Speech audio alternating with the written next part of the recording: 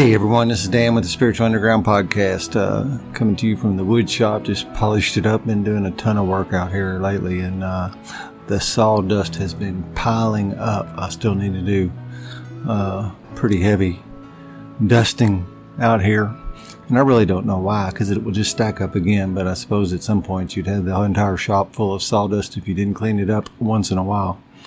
Plus gets into your finishes and stuff like that. My favorite time of year. I was explaining to a couple friends the other day about like what the first 2 weeks of November mean to me, and how so. And at some level it begins to feel like a selfish endeavor, but we also talk about self-care around here, and there is nothing that allows me to go out and turn off the rest of the world like sitting in the woods during the peak of the white-tailed deer rut. There just isn't. Meditation, working on in the shop, things like that help me shut down and not worry about the troubles of the world. But sitting in a tree stand or sitting in the woods does it thoroughly for me. I look forward to it every year. It's November the 3rd. As I say this, when you hear this, it'll be what will it be? It'll be the 7th. So you could say November 2nd, probably through the 11th, is time to take your rut vacation, your deer rut vacation. And I'm going to do a little of that. Normally for the past, since I've been sober, I've taken at least a solid week. And I'm not this year. I'm taking a couple of days in a row in batches. And so I'm making this a 4-day weekend, and then probably next weekend a 4-day weekend also. Indiana firearm season comes in on the 13th of November, and I've got some buddies coming down for the sober dudes deer hunt. And always looking forward to that. Man, I got some planning to do. We got to eat. And we try to eat good. I'm sure there will be some elk in that meal somewhere along the line. I got a lot of background noise going on right now because I got heaters on.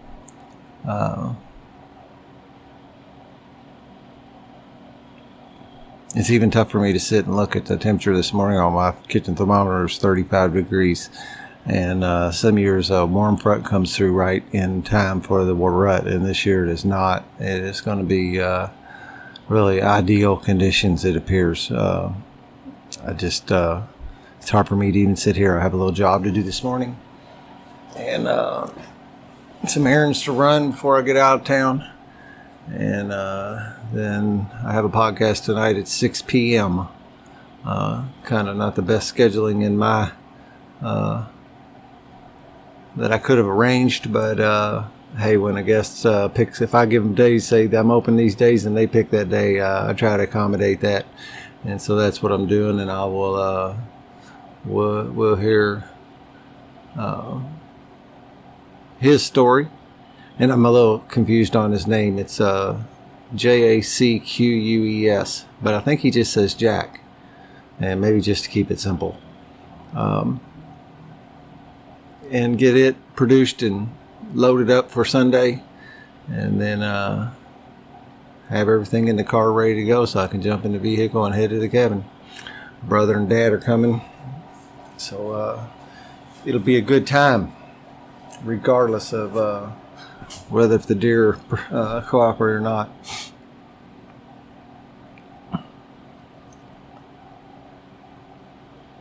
There's some other things in my life right now I also need attending to, but none of them are fires that must be put out right now. And it kind of eats on me a little bit, and makes me consider, makes me think about whether what I'm doing here is just pure selfishness or not. But this happens once a year. This is my Super Bowl. The Masters, the World Series. This is the Daytona 500. This is the very top time of the year for this activity, and it only comes around, for these 2 weeks every year. Anything that can be pushed out, I'm going to do. Arrange my work and things like that so I can get out of here, and I'm going to do it. So we will see you in a couple weeks. May have a little blip when the Sober Dudes Deer Hunt weekend, the 13th and 14th, where I won't have an episode, but we'll take the recording equipment down there, and we'll get an episode recorded from deer camp, maybe with some deer hanging off of a meat pole. And I just hope you enjoy Jacques' story. I don't know him. I've seen him around a little bit. I had an opportunity and recorded it, and I spoke at the Serenity House a week ago and a couple weeks ago and put that out. And I always make a little plug that I have a podcast and I would love to have your story. So let me know if you'd be interested in that. And Jack did it. He come up and wanted to know. I had a couple other people, but I'm interested in hearing his story, I believe, or whatever it is that he wants to talk about. I'm not sure that he even wants to tell his story. I got a feeling that he just wanted to talk about some things, and we'll do that. Our stories tend to come out when we talk about recovery in general anyway, so I'm not going to change the name of the podcast from story to something else. We'll roll with it. It's kind of what I like about this is the unpredictability. I wish there's a little more of that. And everybody's story is important, but I also like just the dialogue aspect of it, and just kind of knocking around these ways, these methods, approaches to doing this thing called life sober. Enjoy. Hey everyone, this is Dan with the Spiritual Underground Podcast. If you're just first coming upon this podcast, we are primarily a 12-step recovery-based podcast, but we'll talk about a lot of things. Really, what we were just talking right before this is that I thought, and I was coming to stop self-medicating, stop drinking myself to death, drugging myself to death. But once that kind of got under control, the next step was to figure out how to do this thing called life in some reasonable manner, maybe even a healthy manner. And it's kind of say to some extent, I got tricked into coming here to stop drinking, and what I ended up getting was a way of life that really has very little to do with stopping drinking today. 2 little commercials. 12-Step Spiritual Recoveries, book by my sponsor, Christopher Cohn. It's under James Christopher Cohn on Amazon. It's 12 steps geared for everyone. Typically, the 12 steps have been geared for people with particular isms, alcoholism, addicts, gamblers, other things like that. And he's kind of geared it to where you don't have to have something to qualify. You can use the 12 steps to improve the quality of your life and do the inventory and use the tools that have saved the millions of people. And you don't have to qualify in any way. So 12-Step Spiritual Recovery, James Christopher Cohn. And music wrapped around this today is by Darren Frank. Appreciate him, and I always want to make sure to give him a plug. I need to do not disturb I did my phone, but didn't do my computer. So we're here to carry this message, these 12 steps, and I invite guests to come. I had an opportunity to speak at a friend of mine's 7th birthday the other day. I'm tailing up right behind him, and so we were new at the same time together, and honored to have him ask me to speak. And I usually give a little shout out for the podcast and look for guests, and I caught one that day. And I do, I feel that higher power is keeping this thing going because I continue to have it supported by the universe, and it's just a really cool, unique way I get to participate in my recovery and also participate in other people's recovery.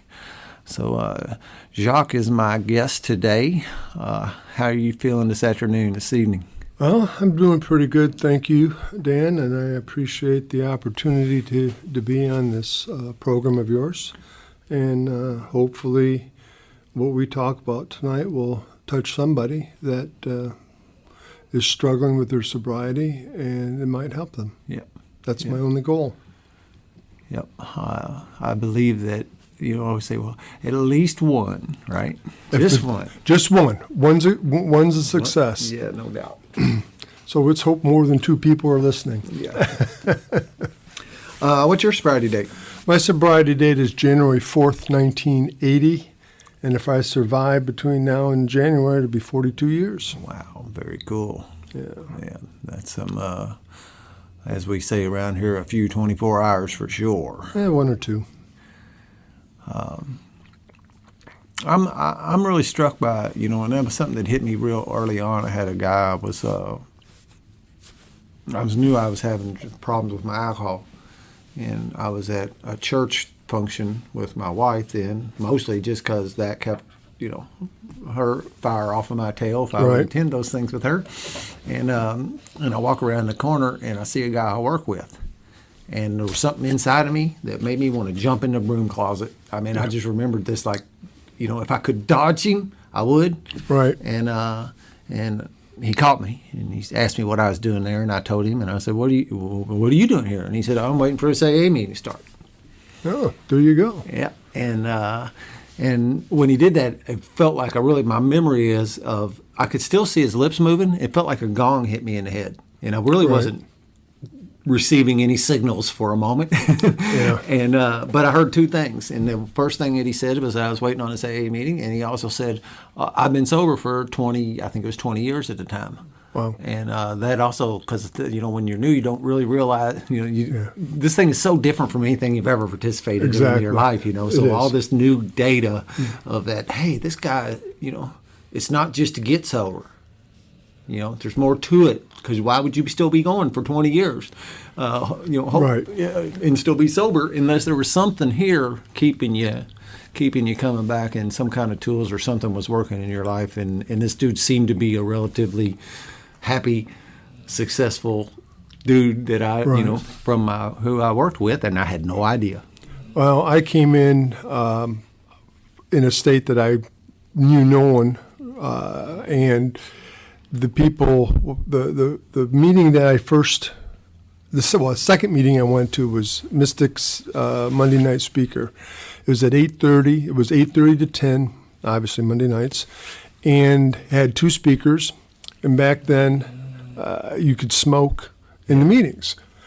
And what was ironic is at 45 minutes, as they took the break, it was the smoke break. I said, why do you need a smoke break if you're smoking in the meeting in the first place? I couldn't wrap my mind around that, but that's what they called it. Yeah. And this meeting would hold anywhere from 55 to 75 people on any given Monday night.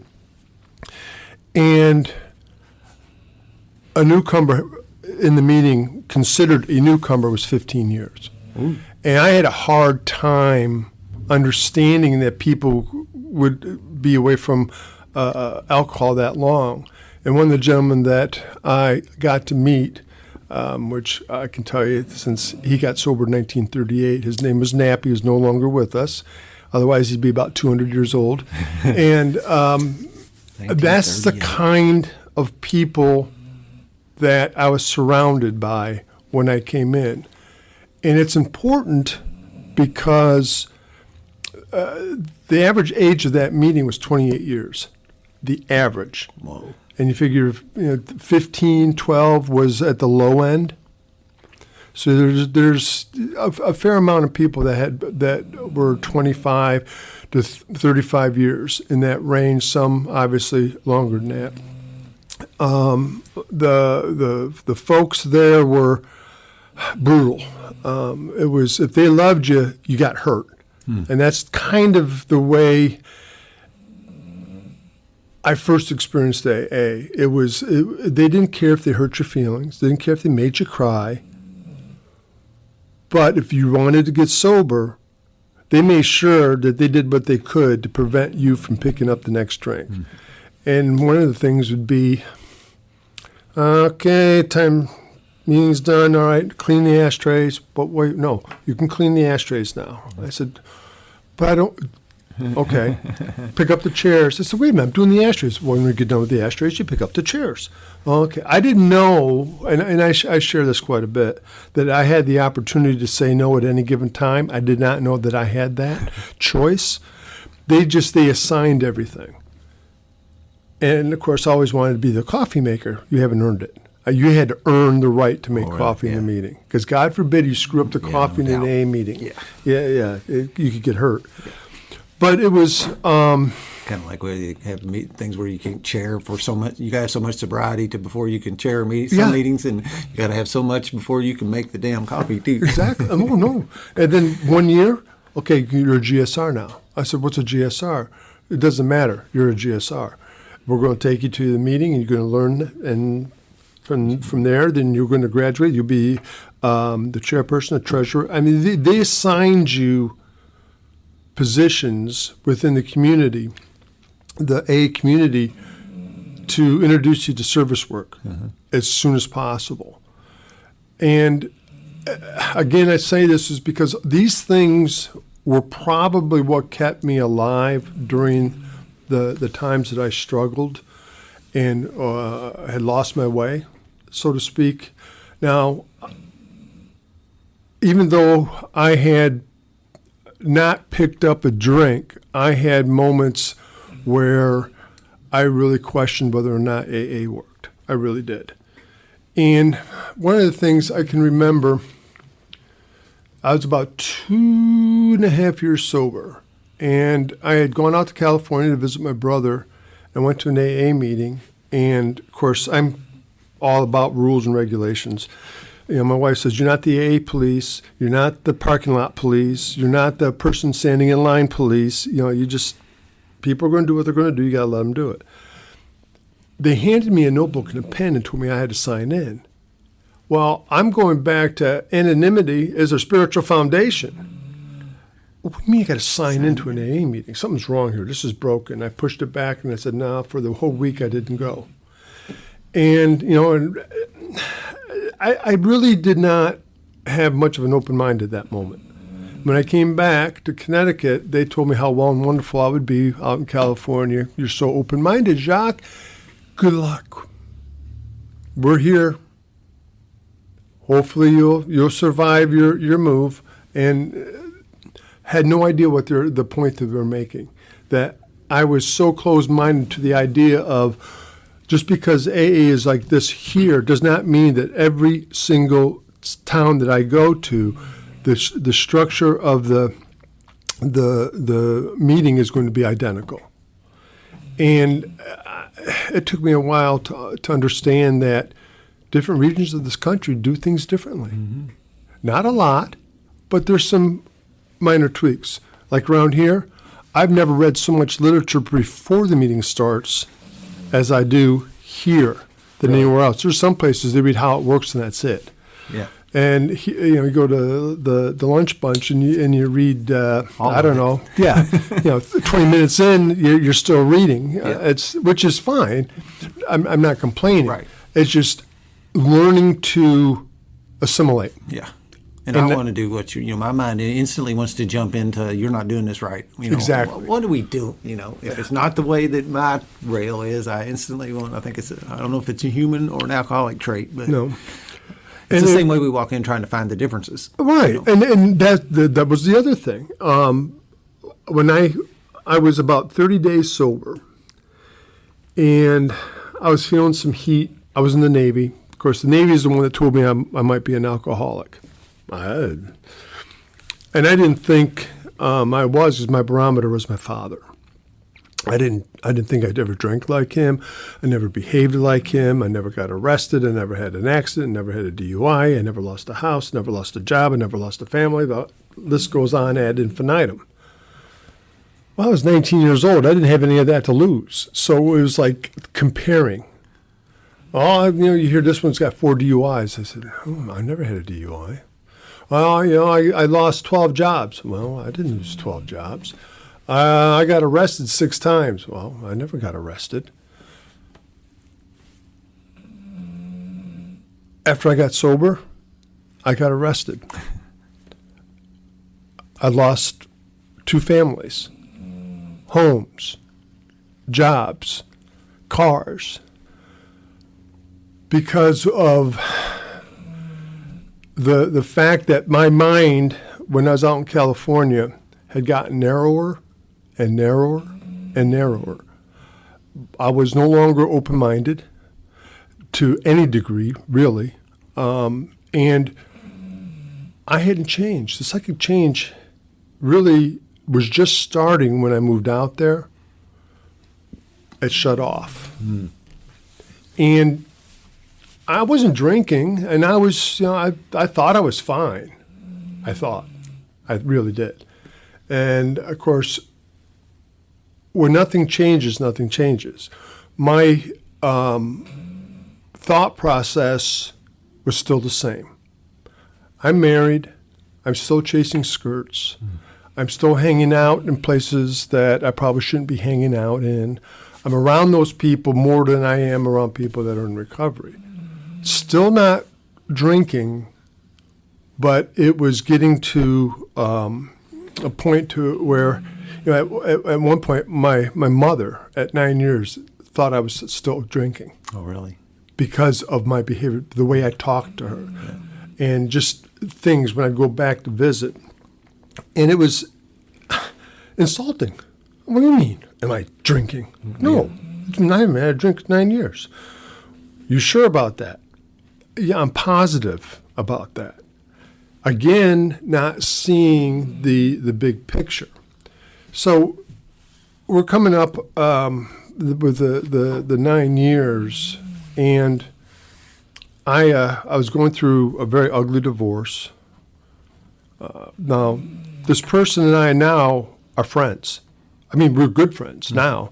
I mean, we stay at her house, and she stayed at mine, and we have been able to reconcile our differences, and there's been a lot of healing because they've noticed a change in me over the last 20 years.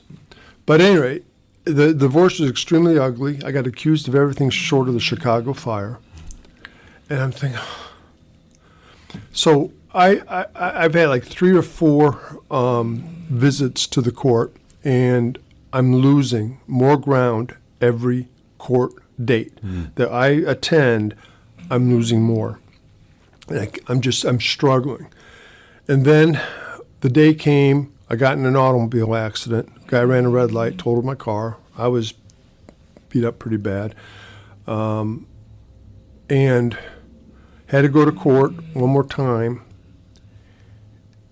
And they convinced the judge that I was not a sober person. Really? At 9 years, I had to, at a random phone call, be within 24 hours, report for a piss test. Pardon my French. Nice. Urinalysis. And then I had to sign a document had to be signed to a minimum of 5 AA and or NA meetings a week and turned into the judge. 9 years sober. 9 years sober. And what's wrong with that picture, people? What's wrong with that picture? If you do nothing to correct the character defects that are attached to your alcoholism, if you do nothing to secure a new design for living, as the book tells us about, to find a power greater than yourself, that you will drink again. Or you'll just fade away, whether you hang yourself, sleeping pills, shoot yourself, or whatever. And I say that because I got to that point. I truly believed if this was AA, AA did not work. AA had failed me AA failed. It was a cult. It was a joke. There was nothing about this program that was real. My pain was real. This wasn't.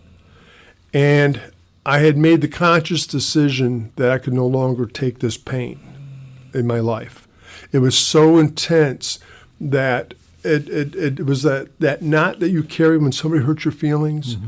Multiply that by about tenfold. Wow. And that's what I was walking around in, and it had been for the last 3 or 4 days.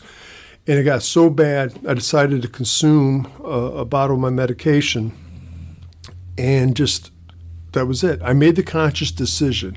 And I was hysterical. I was blubbering all over the place. And I just mentioned that I had no spiritual foundation of any kind. So to enlarge my spiritual life, there was no spiritual life to enlarge. And wondered why I was where I was at. I had no clue whatsoever. I don't know. Sometimes I feel that I can't express in the right terms what kind of pain I was in, not only emotionally and physical. I mean, I had a physical pain that hurt so bad, but the spiritual pain, not knowing that there's a spiritual remedy, and what that other pain was, I could not identify it. And the only prayer I had ever said, had up to this point ever said, was at the end of the meeting, Our Father, hallowed be thy name, and that's kind of how I did it. I really didn't believe in that. It's not that I didn't believe in God. I just didn't believe He was. He didn't care about the society. Accessible. Yeah. Well, I mean, look at the world around us. Yeah. Well, I look at it and say, well, if there's God, why does all this war, turmoil, famine? Well, there's a thing called self-will, and people who run on self-will do things that God does not want to happen, but because He can't mess with the self-will, it happens, which helped me understand some of my fallacies that I had about everything else. So here's this pain. I'm for a moment, and I literally mean a moment, this overwhelming surge of desperation came. And I screamed as I was going down the hallway. I mean, literally screamed at the top of my lungs, not asking, but demanding. I demanded that God take that pain away from me. Oh, I'm getting heebie-jeebies all over again. The knot disappeared that fast. And I froze. I didn't know what I was more afraid of, what just happened or what I was just about to do. And I stood there, and I didn't know what to do. I really didn't. I had no idea what to do. It's like, okay, I wasn't too sure you even existed, and I've never talked to you. I've never asked you for anything, and I get desperate, and I demanded you do something. You did it, and why did you do that? Kind of a thing. So I went to the bedroom. I grabbed the full bottle. It was a full bottle. Opened it, put it in the toilet, and flushed it, and got on my knees. And said, God, I don't know how to pray, but all I can just do is say thank you. I think that's what I'm supposed to do. And that's how it started. My prayer life started that day. Now, I've had, you would think, the burning bush of burning bushes. And that my life would be just, from there on out, I'd be the rock star of AA and this, that. And I thought, I'm going to be, they're going to ask me all over the world to tell my story. And it ain't so. Because I met another woman. Gee, imagine that. And I moved back to Indiana. Well, I shouldn't say moved back. For the first time. And I moved to Jasper, Indiana. That's where she was from. And I wasn't. And I found out that does make a difference in Jasper, Indiana. unfortunately. And not so much today, but it did back 30 years ago. Yeah. It really did. And I was going to meetings, sponsoring people, and things were going well. I mean, I was involved. I was a GSR again. I was this. I was that. I was opening meetings, closing meetings, doing. Jasper has there's some recovery community there. There is. I went to Branchville. I couldn't tell you how many times. I mean, I was involved. I was having a good time, I thought, until my mother-in-law and wife decided that I was putting too much interest in AA and not enough into the family. Mm-hmm.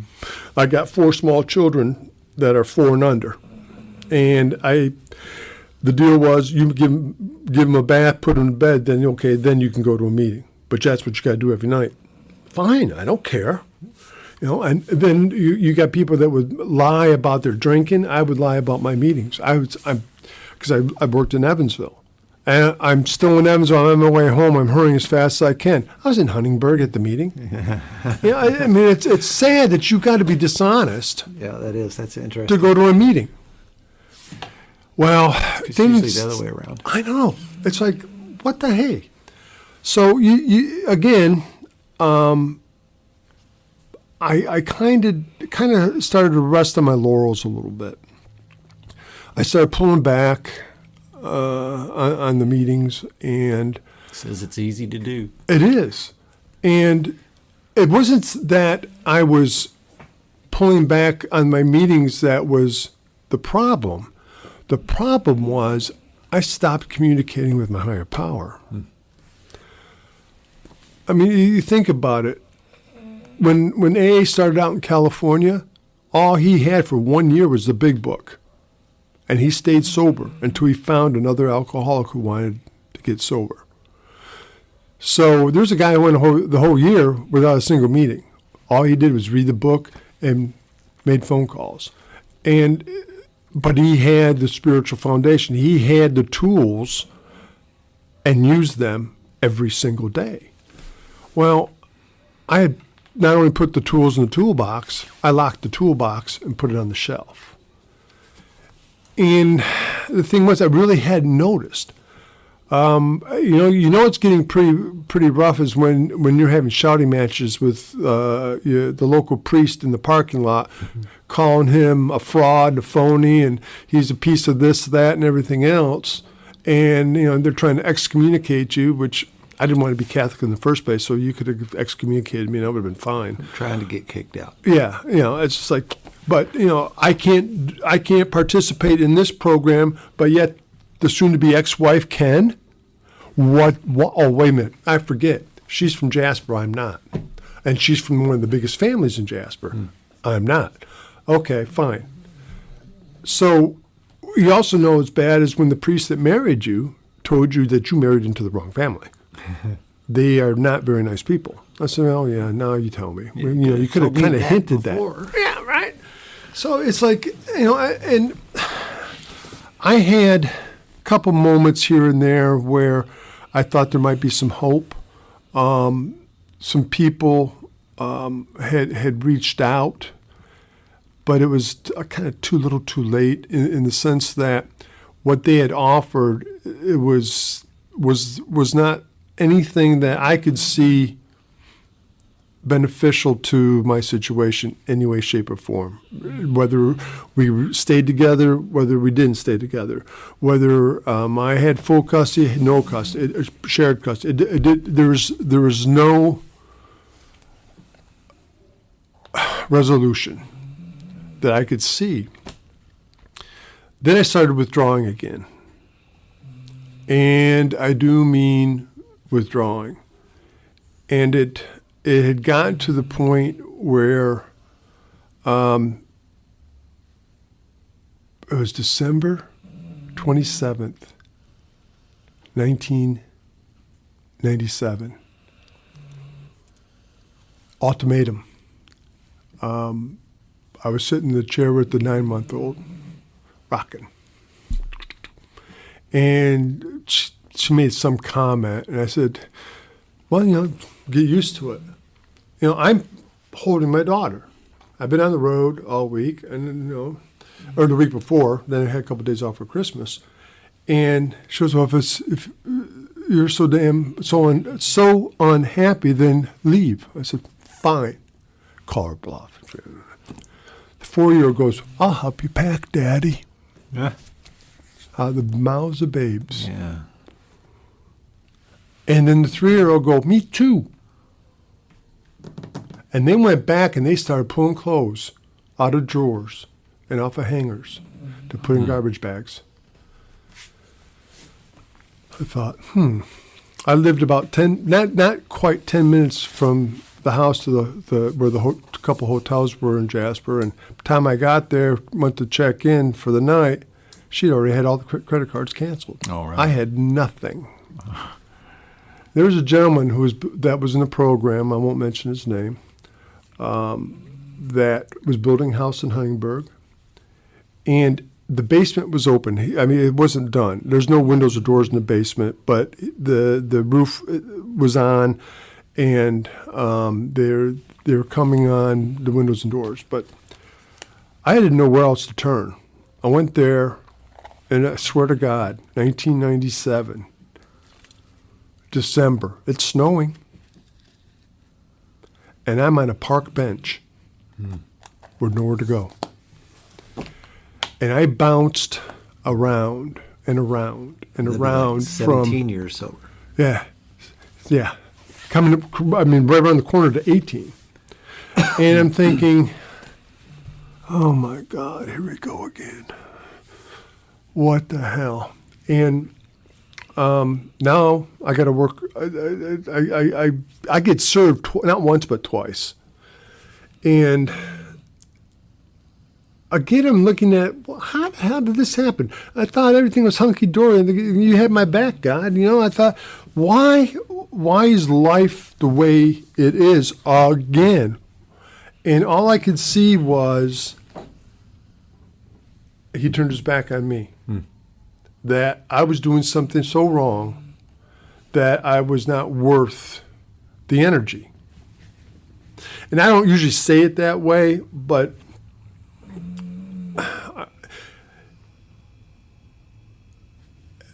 as another member of our tribe, being in recovery, that sometimes we feel that we had that inferiority complex. Yeah. And I was thinking how less I was of everybody else now, and the more things started to happen again, it's like, wait, even the attorney I got basically says, "Oh, just whatever they want, just go with it." Well, he was from Jasper, and he knew the family, and he would. It's like, well, either you're going to defend me or help me or not. He didn't even want to help me. Now I know I'm in the fix here. This isn't getting good. And so I get the first round. I had 2 kids from the first marriage. Now I got 4. That's not 6. Whoa. I'm paying $1,300 a month in child support now. That's what the order total. I can't afford a place to live. I can't afford food. My mom is sending. I found this place.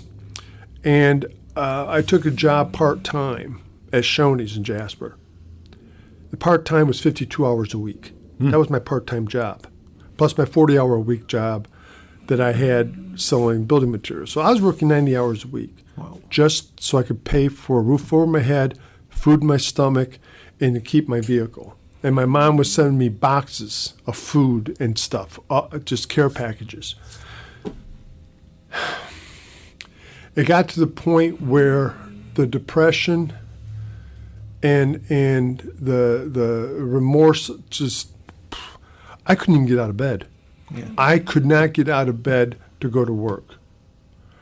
And my landlord would come and see my truck in the driveway, unlock the door, come in and tell me to get my ass out of bed. You got to go to work.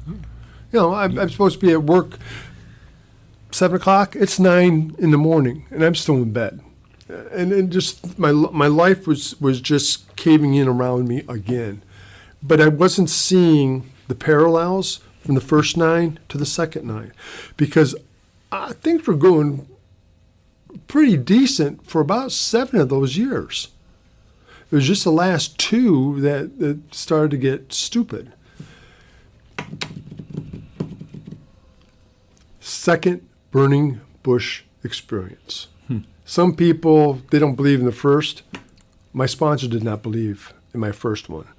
He didn't believe in burning bushes at all. But he was a very spiritual man. I had a lot of respect for him.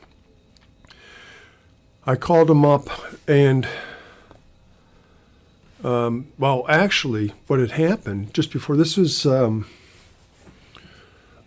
that was in, I believe, March. So it was February, end of February. Things were going so bad that I had a moment. It was 1 in the morning when it first hit. But by 4 in the morning, I wanted to, for the first time in 18 years, I wanted to drink more than I wanted to be sober. And I didn't care what you thought. I really didn't care, because you know what? I've been doing this gig for 18 years, and look what it's happened. Up yours, kind of a attitude at this point. And I forgot that there was blue laws. It was a Sunday. Yeah, right. It's like, so. Yeah, that just ended just not so awful long ago. Yeah, I know, right? So it's like this.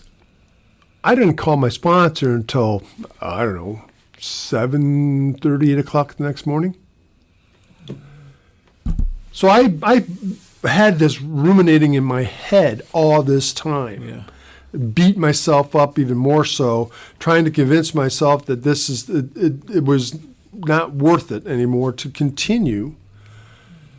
And he said, Jacques, he said, obviously you've forgotten what's important. Enriching your spiritual life, that there's a God. He says, and if you don't think there's a God, then think about this. He allowed you to have all this happen at 4 in the morning, not 4 in the afternoon. Because just think, if it was 4 in the afternoon, where would you be right now? And I thought, well, it's, whatever. I don't know. I didn't drink, and I got to go to work. And that was the extent of the phone call. Still wasn't working, still wasn't happy, and I decided that I'm done. Called my sponsor, have him meet me at Shoney's in Jasper to tell him that I'm done. Say goodbye. Went and got the hose. Was going to run in the exhaust through the back window, and I was done. I mean, I already bought the stuff. I'm ready to go. I just wanted to let him know, because he was the only one that seemed to care about me at all. So I wanted to at least give him the courtesy of saying goodbye. And he's trying to convince me not to. And I said, let me come up with a name. Frank, we'll say, or Ralph, or George, whatever. George, I like George. I said, George, there's nothing you can say at this point that's going to change my mind. I said, I'm done. I'm tired. And he's trying to figure out, you could see him trying to grasp something out of the air to say that wasn't happening. So we're sitting there, and I'm about ready to get up and go. And we're right by the hot bar in Shoney's. All of a sudden, this attractive young lady comes walking around. And I just told you that he does not believe in burning bush experiences of any kind whatsoever. I don't even know if he believed in the burning bush with Moses. I mean, seriously. She comes over and she goes, hi. You're in trouble, aren't you? Huh? She says, God told me you were in trouble, that I needed to come over here and talk to you. I'm looking at her. I'm looking at him. Okay, I got it. He goes, I said, mm-hmm. She goes, yeah, you're struggling. I said, do I know you? She goes, no, I don't think so. Do you? No. Doesn't know either one of us. And I'm looking at what do I call him, George? George, with these beady eyes, because I know I was burning holes through him. And she's going on about the turmoil that I'm going through. And I've never seen this person ever in Jasper. And I've seen just about, at that many years ago, you do with just about everybody in Jasper. You've seen him at least once on the street. I've never seen this person on the street. She goes, what do you want? And I said, what do you mean, what do I want? She goes, what do you want? And I don't know. And she grabbed my hand and slammed it on the table and almost yelled at me. What do you want? My family back? In the question. She goes, yes, small children. Yeah, 4 of them. Now I know he set me up. Because how in the hell does this stranger know that I have 4 small children? And at this time, his mouth is literally on the table. He can't believe what's happening. And at this point, I'm not sure I believe what's happening. And she grabbed my hand so hard that it actually hurt. And she said, and to this day, I try to remember the exact words she said. I'm not sure, but all I know is I turned, looked at her, and down she went on her knees, holding onto my hand with a death grip, the other one in the air, praying over me out loud in Shoney's. And not a person looked. It was like we weren't even there. And she's praying, and and I'm getting the goosebumps. It just, and my sponsor's freaking out. He is stone white. This has totally caught him, just totally off guard. That I can't even come up with a great description, but he was freaked out. So after she got done, she went back to wherever she was sitting, and I'm sitting there and I'm trembling, literally. I'm vibrating, and what the hell just happened again? This is during the time of a TV show called Touched by an Angel. Mm-hmm. Della Reese, and then he had, what's his name, in Young Wings or whatever her name was. So I come walking around the corner, and at the table was when I say older woman, older than she was, a young gentleman, her, and a Bible open on the table. And that sent me right over the edge. The first thing was Touched by an Angel was real. And you have just been touched by an angel. Literally. And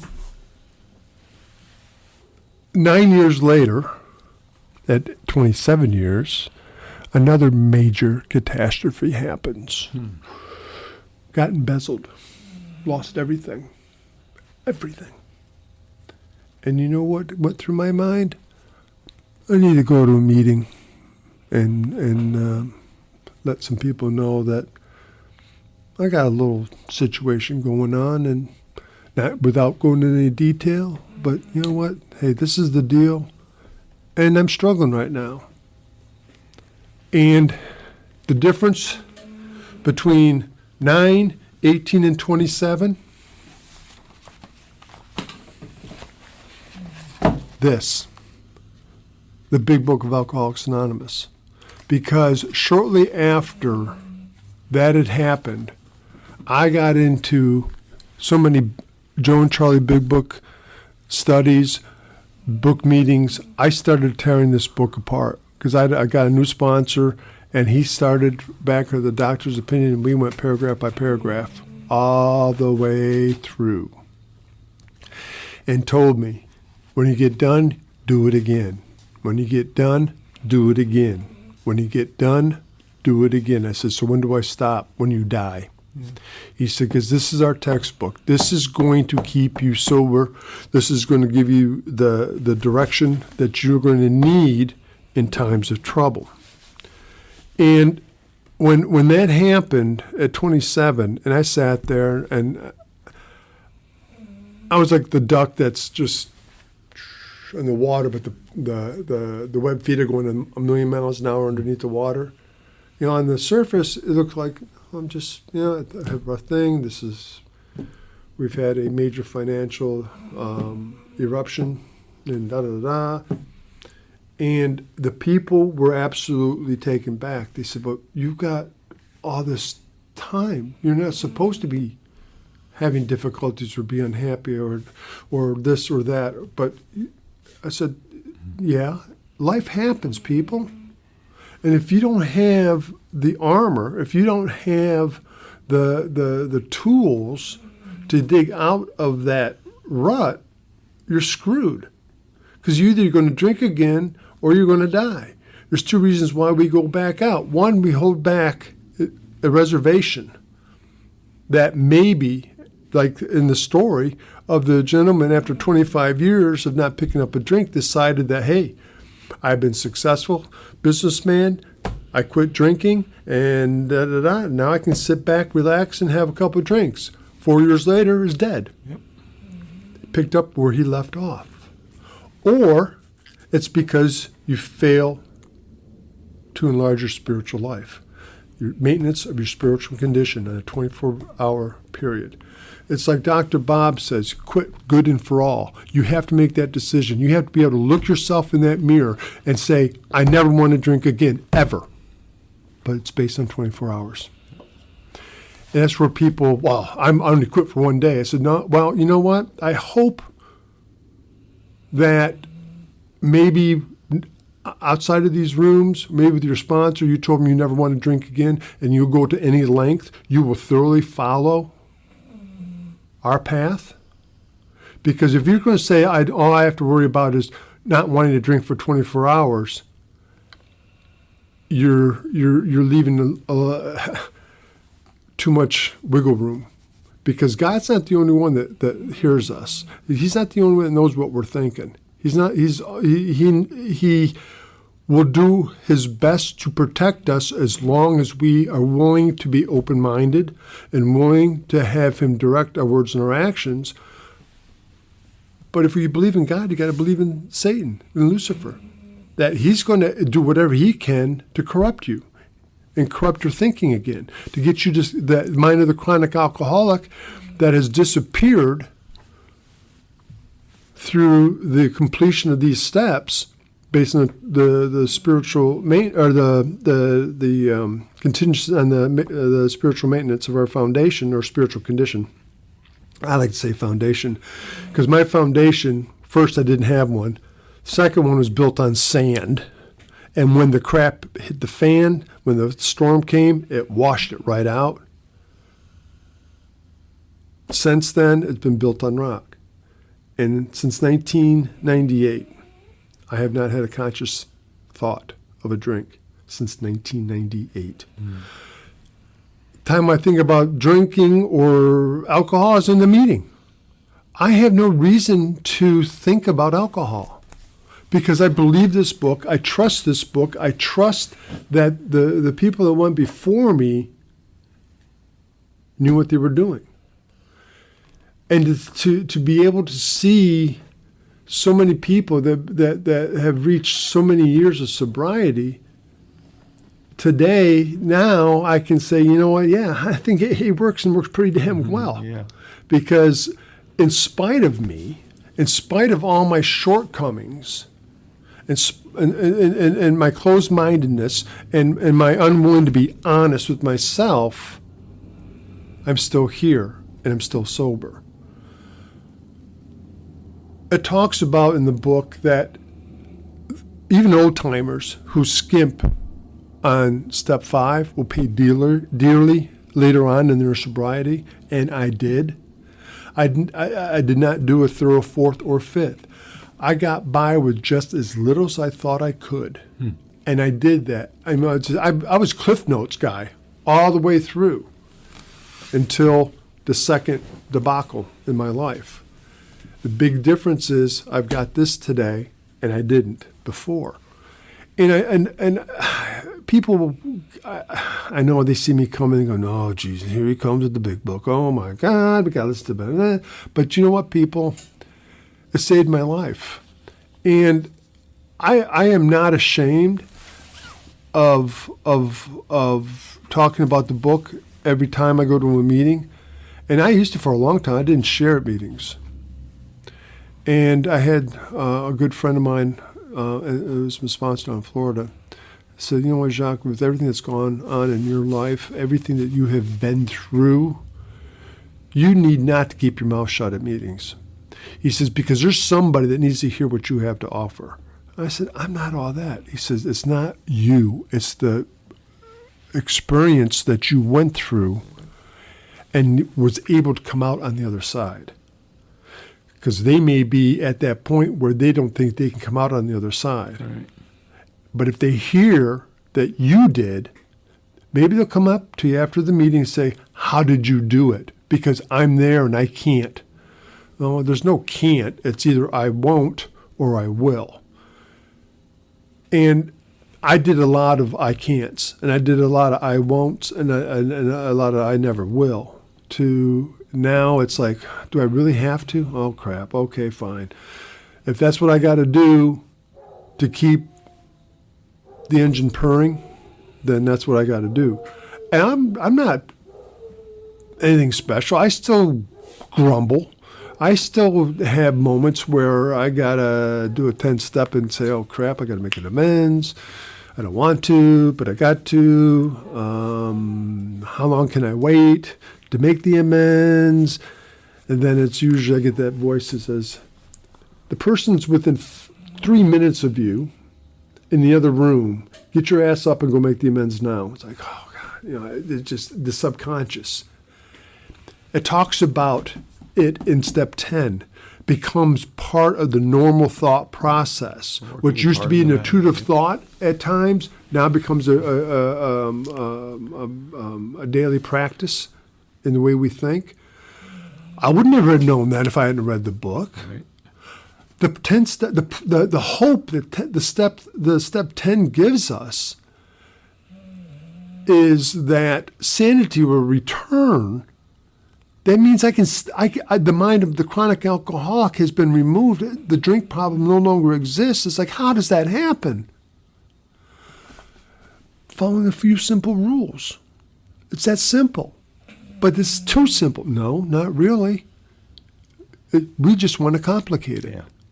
I mean, think about when I listen to your story, I'm thinking to myself, I like this guy.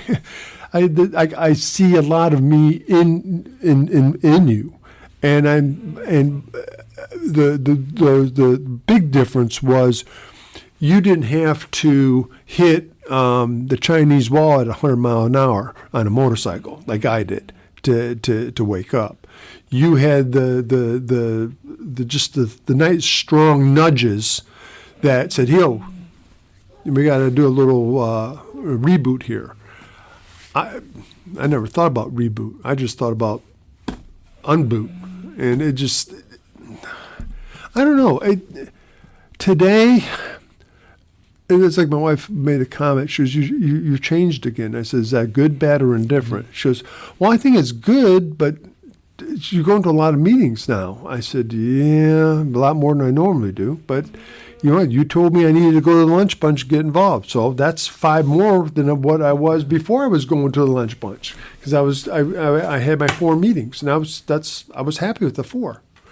Well, now I do those 5, and then I do 1 here, and then I do 1 there, and then now it's 10 meetings. Well, now it's 11. And I said, "So what do you see different?" She says, "AA's working up here a lot better than it did down in Florida." I said, "It's not broken up here. There's true fellowship up here. I believe that.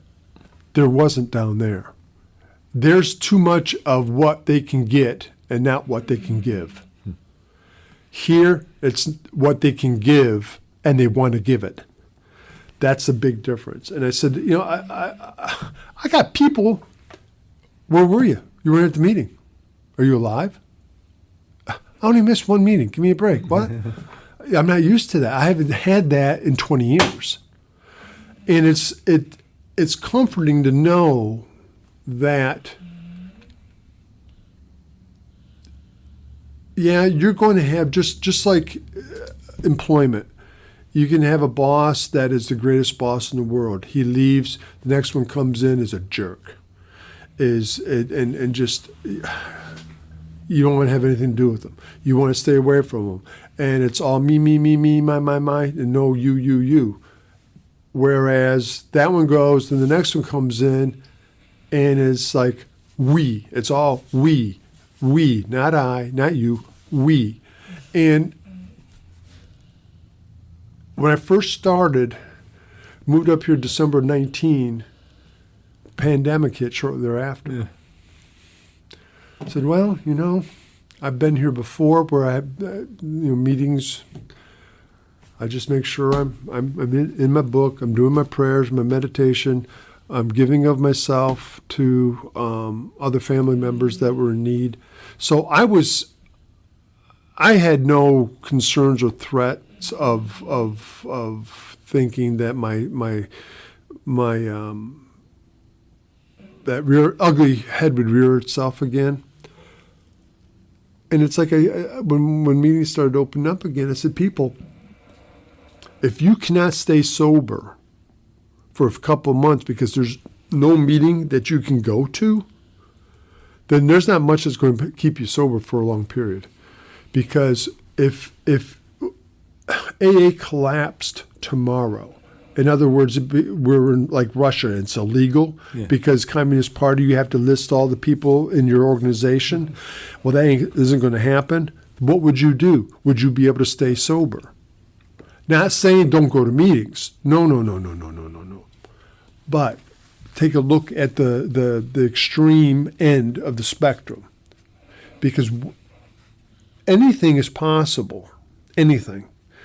And today, for the first, well, not today, November 3rd, but over the last few years, I'm at a point that if AA became illegal in this country for some stupid reason, and we couldn't go to meetings unless you take a chance of going to prison, I could stay sober as long as they didn't take this away from me.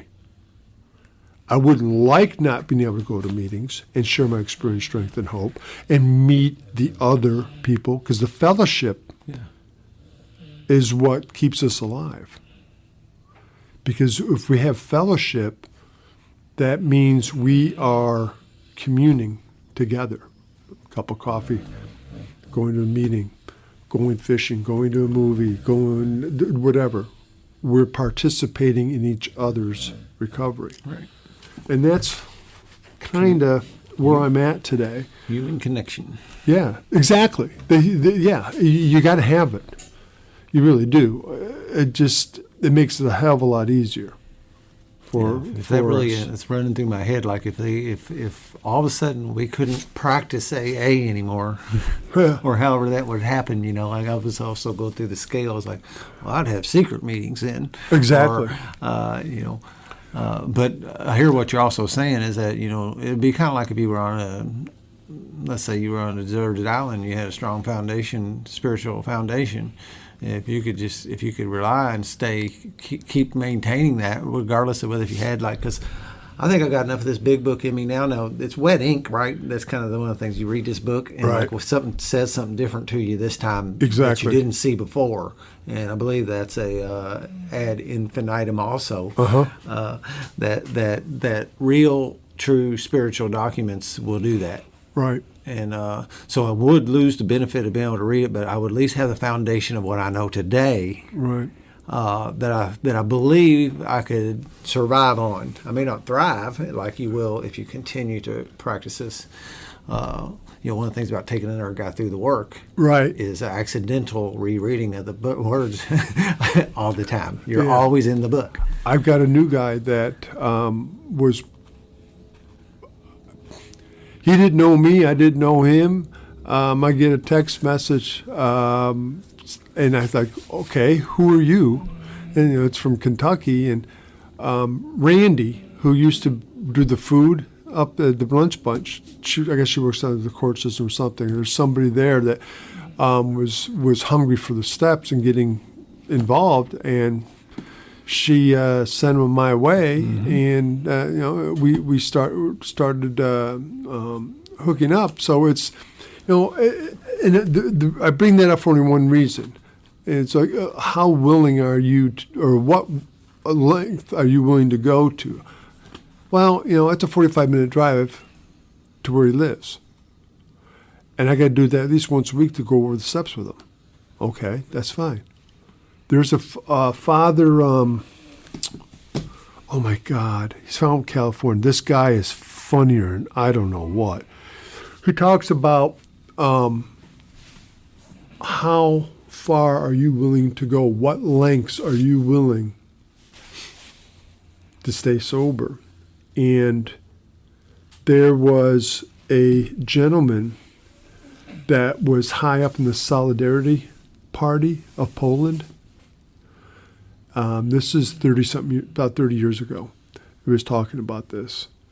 And got a 12-step. Of course, Poland was a communist country at that time. Solidarity was pushing for democracy. And Lech Walesa, it was during his time. And guy gets a 12-step call. The guy happened to be high up in the Communist Party, police department, something or whatever. It wasn't the KGB, but it was the ministry. And it's like, okay, this guy could put you to prison for life, the rest of your life, or just have you disappear forever. And the guy made the 12-step call because he truly believed that either way, it would haunt him. Obviously, he survived it because he was able to tell the story. Yeah. Now, at the risk of injuring them or others, I got to believe that this man had to be single because the injury to others could have been his family.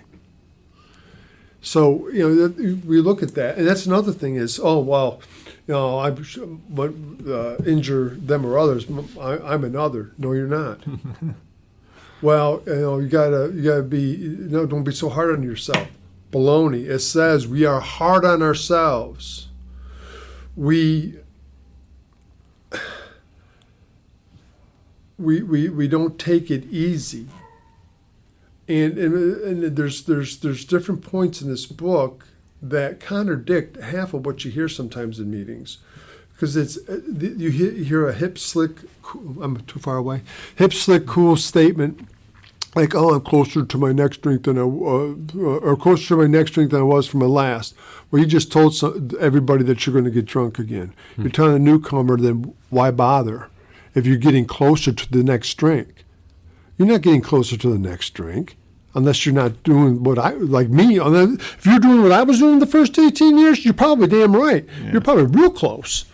But if you're doing the deal, the insurance is you got that 24-hour reprieve because you're filling in all the little cracks in the mortar of your foundation. And if you're doing that every day, you can handle the stuff. Yep. You can. I've lost a father. I've lost grandparents. I've lost a brother since I've been sober.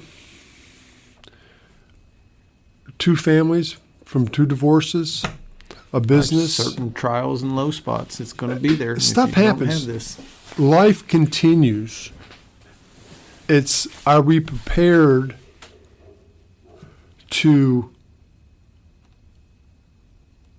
deal with it, accept it, battle it, however you want to choose the terminology, but are we in the position that we can weather that storm? Right. And for so long, I got to believe that God deliberately allowed me to go through such pain, emotionally, spiritually, and there was some physical too, because there's people out there that need to hear it. And that's, please, I know I'm not all that. But there's got to be a reason. I was in a meeting the other day, and somebody said, well, God, everything's for a reason in God's world. I said, well, then I guess me raising my hand and going to share and reading out this book, but exactly is because that's what he wanted me to do. So you all got to hear it now, because that's according to his plan. And of course, you get a couple of chuckles and a couple of, but hey, you know what? Both sides. You can't have your cake and eat it too sometimes. Mm-hmm. It's like either it is or it isn't. You can't when it suits your narrative. And if it doesn't, then no, well, not this time. That really, no. Oh yeah, it does. Either it does or it doesn't. Either God is or God isn't. Yeah. And it took me a long time to get to that point in my life, is God is or God isn't, and it's only been the last 22 years of my sobriety. God, can you imagine? I look back and I think to myself, how in the hell did I not succeed in ending my life both times? Direct intervention, the burning bush. But how many people don't get that? Or they do, but they don't see it, they don't realize it, and they just... They don't answer the phone. No. It's kind of, the call is made. Yeah. And I'm choosing to ignore the ringing telephone. And I guess that's part of my free will to do so. Exactly. And, I don't know. We lose. I never knew death like I knew it after I come into AA. It surprised. Well, another one of the things that surprised me. We get these surprises, these things that we didn't know this was what it was going to be like, and the amount of people I saw dying or in the circles around me.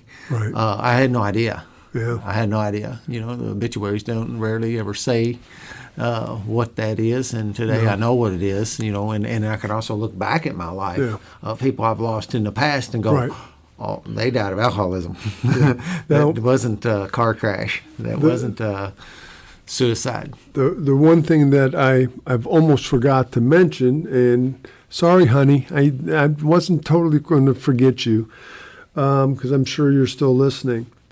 My current wife, and of course the joke is I say my third wife, and she says no, I'm his last. Uh-huh. We've been married longer than the first two combined. And she has seen me through literally my darkest. Because I suffer from PTSD also from the military.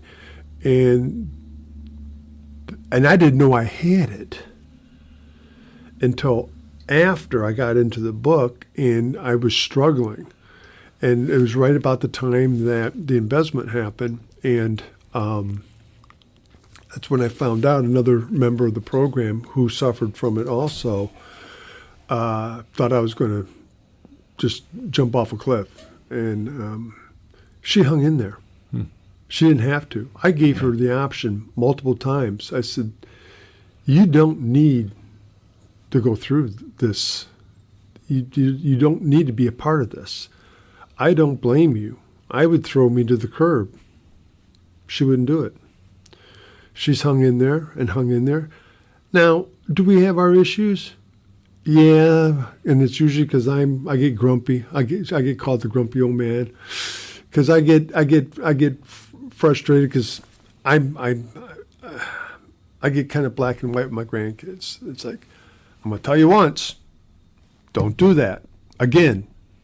Okay. Oh, you do it again, there's consequences. Okay, you're not going to have any computer time for the rest of the day, or whatever. But the thing is, I look at structure today, how important it actually is. Not total black and white. There is gray. Life is gray. Yes. I mean, I'm sorry. As much as I want it to be black and white, it's not. Yeah.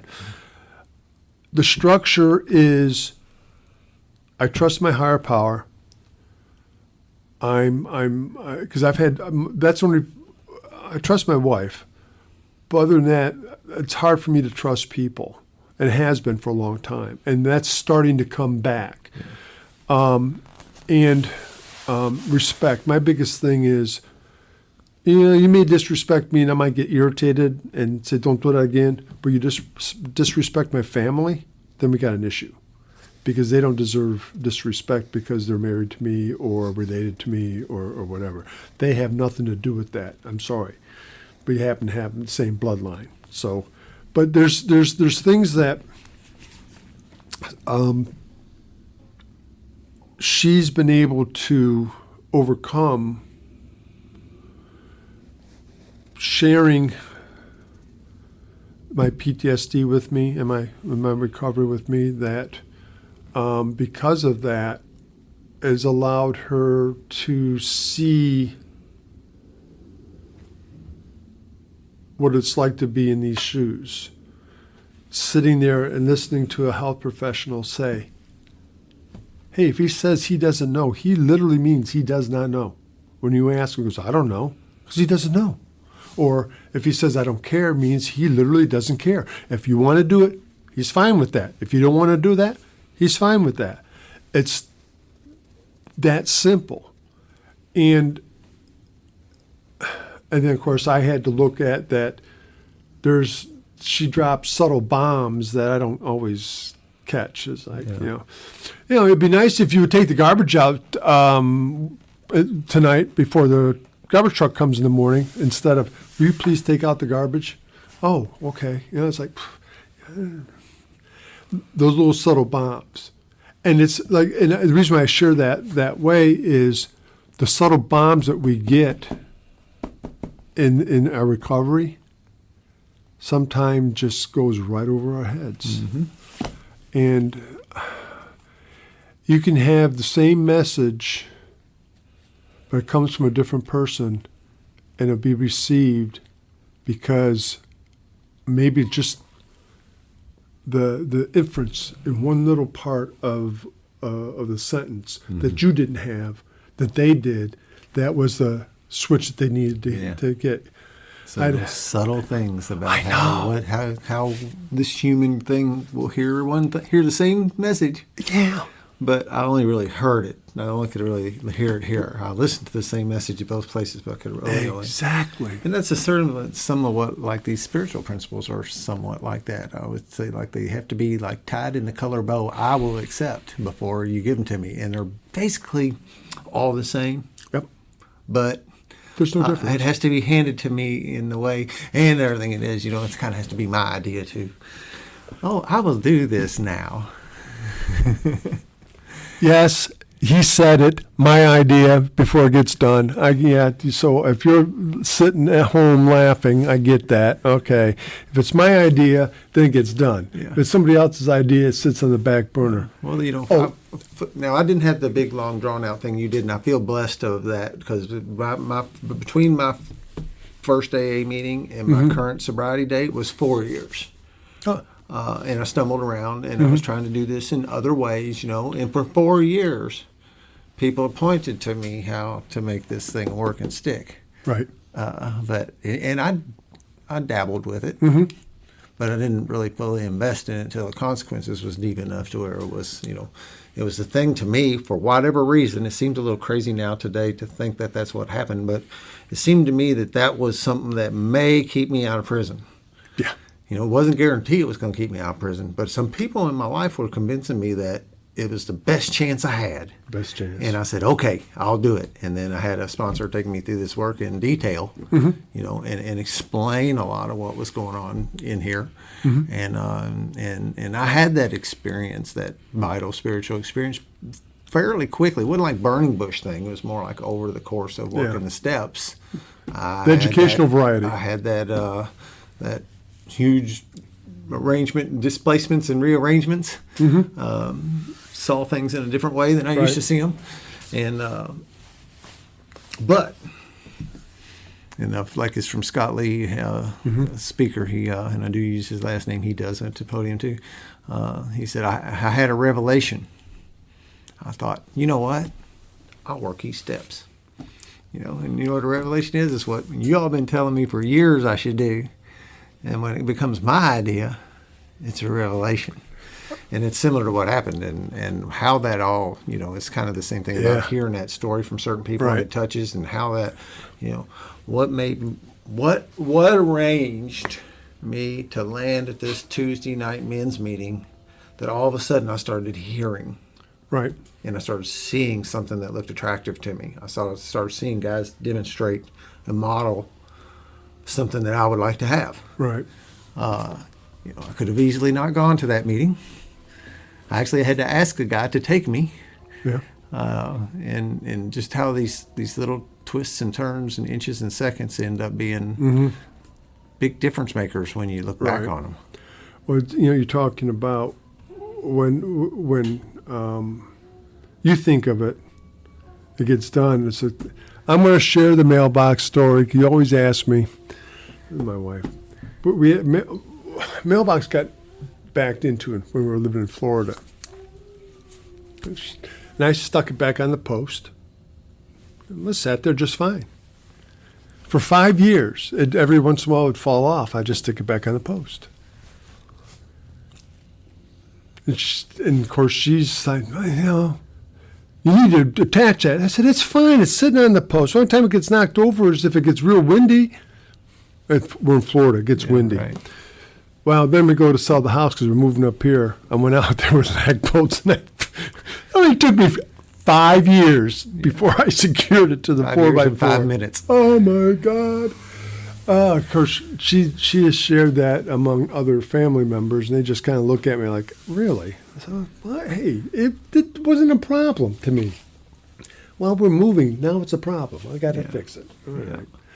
But it's funny because you pick and choose things when it comes to the program of Alcoholics Anonymous, and the way this functions. Today, I don't do that. I don't wait until I think it's it's my idea. It's like character defects. They say, well, I'm humbly ready to have them, remove them. But the book even tells us, if you're not willing to let them go, they're not going anywhere. You got to be willing to let God take them. Yep. You can say, yeah, God, you can take them, but I'm going to just hold on to it for a little bit longer. Well, yeah, you are going to hold on to it a little bit longer. You're going to hold on to it and hold on to it. It's that the author, Fox, Around the World in 365 Days, talks about the bear hugging the pot. Yeah. And he grabs, because he smells the food, and grabs the pot because he wants the food. Well, the pot is so hot that it burns the bear. Well, instead of letting go, the bear squeezes harder. Natural instinct for the bear is, and it keeps on doing it, tighter and tighter and tighter until the hot pot kills him. Instead of letting go and letting God, he held on to it and tried to fight it himself, and it killed him. Yeah. And, the first time I read that, I was like, damn. You sure this guy didn't know me before I was born or something? Because that was me, because I held on to everything to nearly killed me. Today, I try my best to let things go. I don't have a lot of fears today because I really do have a lot of faith that God's going to do for me what I can, and the things that I need to do the legwork on. I may need a nudge or a swift kick in the butt, but I'm going to get up and eventually do it, and knowing that I have to. And I tend to be, and I was like this in school. I got a final exam that's worth 50% of my year grade. I'm going to wait the night before. Yeah. And I'm going to, and I usually do very well. I tend to wait till the last minute to do a lot of things. But it just I seem to operate a little better at times when I do that on most things. It's like my wife says, you can justify anything. I said, damn right I can. Just watch. Yeah. And my son does that too. He goes, Dad, you can justify everything. I said, I know, you're doing a pretty good job yourself. I wonder where you got that from. Must be your mom, huh? It's been a wonderful ride, even with all the nightmares, all the terrors. I truly believe that I wouldn't be me today without them. I would be empty. Yeah. I would have nothing to offer. I think it says, sometimes when it says die in there, it may not mean the actual physical death, but our spiritual, my spiritual being. Dying to because this self, thing says it's not the, remember one of the things is, when I got here, I thought they were trying to talk, I thought they were knocking me around because I didn't have any religion. Yeah. I thought that's what was going on. Yeah. I was wrong. What they were pointing out in me is that my very spirit, my soul, my essence was sick. And that's what we were trying to heal. Yeah. It didn't have anything to do with, so long that's the spiritual maintenance concept in my world. Yeah, I was terminal. And you don't have to be alcoholic to be spiritually sick either. No. It comes in lots of forms. Yeah.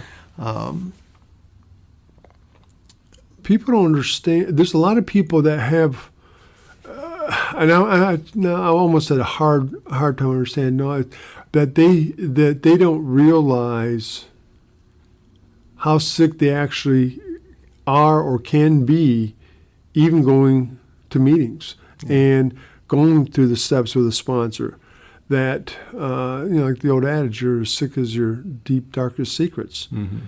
And I had one that haunted me for a long time,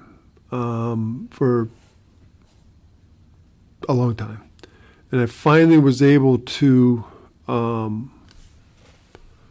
unload that and realized that I was far from being unique. Mm-hmm. And I kind of knew that, if it's happened to me, it's or other people have experienced the same traumas in their life. But I only really got the real dose of that here. Yeah. When, like the original Me Too, to some extent, when you're doing a fifth step or what, how many things we all kind of did this, and we think we're the only ones that possibly could have gone through this, and we're ashamed of it, or any number of different feelings around it. And the comfort in finding that, you're not alone here, just like with the alcoholism, that's that community connection that is so valuable. There's so many little pieces of this, and like you're saying, that, well, first time you go through them steps, you're only going to have the ability to clean up so much. You can't take such a bite out of it. We don't have the ability to, Bill says, we are not saints. Exactly. We're not going to do that, and that's part of the thing about going through it again and again and again, is that I get to dig deeper, and the whole onion philosophy of the peeling open, and new defects appear that maybe weren't there at some time. And they've came, and now it's not that it's an old defect I'm just turning around to getting. It's one I picked up somewhere along the path. Yeah, and it's just the willingness, and today it's like, I wasn't sure if you had mentioned it, or was this the speaker that came the week after? I can't remember. Later that week that I listened to talked about you. When you did the fourth and fifth step the first time, you did yours as thorough as you could have been at that time, with where your brain was at, with your ability to have total recall of transgressions and things like that. My biggest problem is a lot of people, I can't remember their names. Yeah. I was taught to say, yeah, dude with the red beard. Yeah. Girl at the bridge. Yeah, there you go. Well, under the pine tree around yeah, it's odd that forgive and forget is easy because I forget. Yeah, I forget the people, a lot of them. I mean, there's just. I had one come back to me, one of those very things. The girl at the bridge, eventually her name came to you. Came back.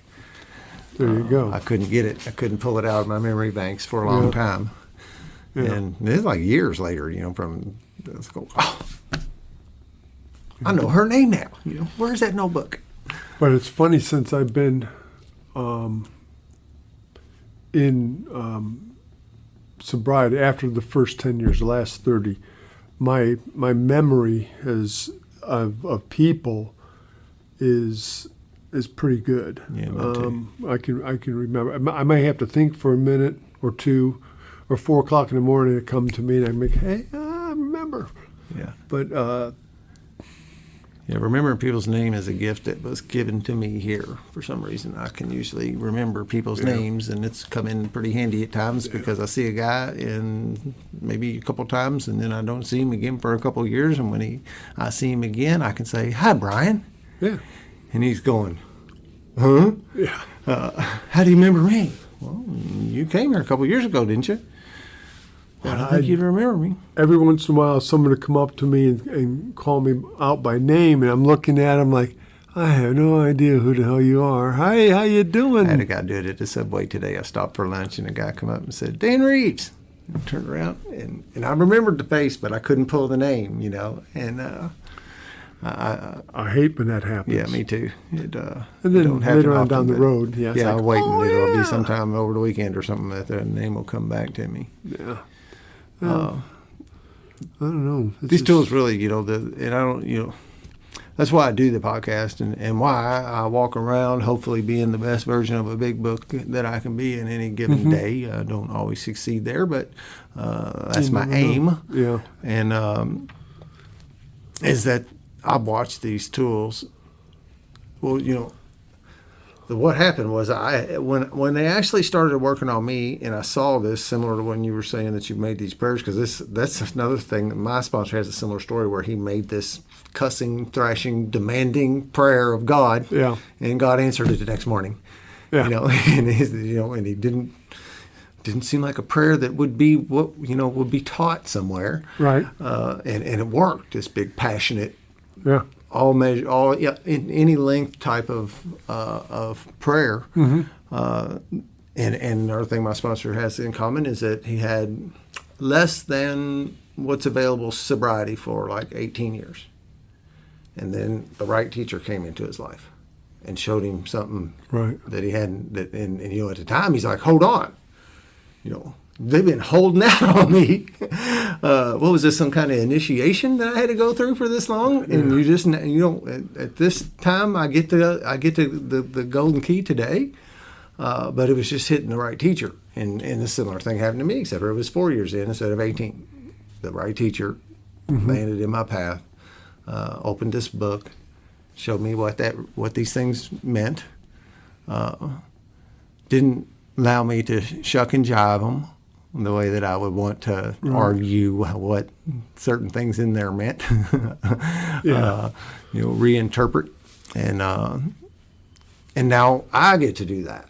And I really do. I love taking somebody through this work, and I've had a number of people who followed in my directions, and and all of a sudden their life transformed, and their wife likes them again, and their kids like them again, and their parents like them again, and their employer likes them again, and they begin to like that, and they see the same thing, and then they go taking this Right. to somebody else, Right. and that continues this, and it's really, it feels like that's what my purpose is. It's the one thing, I make a little sawdust out here to make some money to pay some bills, and I go fix people's doorknobs and other things to keep the lights on and do that. But my real purpose in life is to, like this is, grow in effectiveness and understanding and effectiveness and carry this message to people who need it. And to those who are still suffering. The other thing is people over the years have, in my honest opinion, have missed the boat a little bit when helping another alcoholic. The book says helping others. That we aren't just regulated to those of alcoholism, but to be a working member of society again. Right. That we're out there, somebody needs a helping hand, and we're able to give a helping hand, we give a helping hand. It doesn't. We're not a bank. We're not a hotel. We're not a car dealer. We're well, some of us might be, but if somebody's needing a hand up, not a hand out, then that's what we're supposed to do. Yep. I mean, it's just being turn your attention right towards sized. Step 10. Turn your attention towards someone you can help. Exactly. Help people. That's another foundational thing to me, it seems, as long as I continue to try to be helpful and help people, whether if it's the lady putting groceries in her cart or the neighbor wheeling the trash out that really has no business. I could lend a hand there. She doesn't need to be doing that, and or she could use the help. Keep an eye out on where I can be helpful. Right. When we had our small business when we were in Newburgh, occasionally I would do something for somebody and say, "This must be your lucky day." I said, "Why?" I said, "Merry Christmas, this one's on me." And they said, "What?" I said, "Hey, I got to do something good for somebody, and I never know when that is going to happen. And today, you're the one that has been chosen. Don't know why, but yeah, I didn't pick you. Yeah, you were just standing here." We I had this older lady. She's got to be in her mid-80s. You could tell that she was on very limited income, and the house was in need of repair, and she had an air conditioner that was mounted in her window, and her husband passed away, and it was either a brother or brother-in-law or somebody that used to take it out and put it in. Then he passed away, and well, she needed help getting it into the window. And I went over there, and the platform and everything was rotted out, and I said, "This isn't going to hold." And the side, so I looked at it and I said, "I got to do there's a couple of things that need to be addressed here. I'll be right back." Went, got some lumber, did whatever, fixed it, put a brand new thing and stuck it in there. Went in there, said, plugged it in, said it's nice and sealed, no bugs can get in. Yep, everything's good. And I could see her in her little change purse trying to count out money. And I said, "What are you doing?" I said, "No." I said, "Merry Christmas." And she was offended that I wouldn't take her money. I said, "Ma'am," I said, "you offend me by offering me. Every once in a while, I truly believe God works mysterious ways. He told me this one was Merry Christmas. Have a wonderful day." "Well, I need some other work done, and you will come back, but you're going to take money this time." I said, "Oh, fine, whatever." I said, "Call me if you need me." And, it just little things like that during those first 20 years, no. Never would have happened. It's amazing when you have a spiritual pathway, even as narrow as it may be, and as shaky as it may be, but at least you're going down it. It's amazing the things that you find yourself doing that you normally would never have done. And I truly believe that that's part of what this program offers. I talk about that new design for living. I mentioned it earlier in the broadcast. Is that it truly is. We are no longer that same person. As a description from Silkworth, by name, but all other resemblances were not there. I mean, I think I know you. I mean, the name, yeah, but you don't look like the same guy that was before. It's because we've had that psychic change. And when that comes, everything changes. Yeah. And that's I've lived in this town all my life, and I've run into people in sobriety that didn't recognize Dan anymore. Yeah. I said, "Hey, Bill, how are you? Ain't seen you in a while." And you see that blank look. Yeah. And you're like, Dan Reeves. No. oh, and Yeah. and They're like, and we really? yeah, and I know that's those little gobwinks or whatever you want to call, that I'm a different dude today. I am so different today than I used to be. Some of that's like a veil. It's hard to see today. Back there, I get peaks of it again now and again, or when I'm working with somebody and get those things out, and but I don't recognize me from the past. Yeah.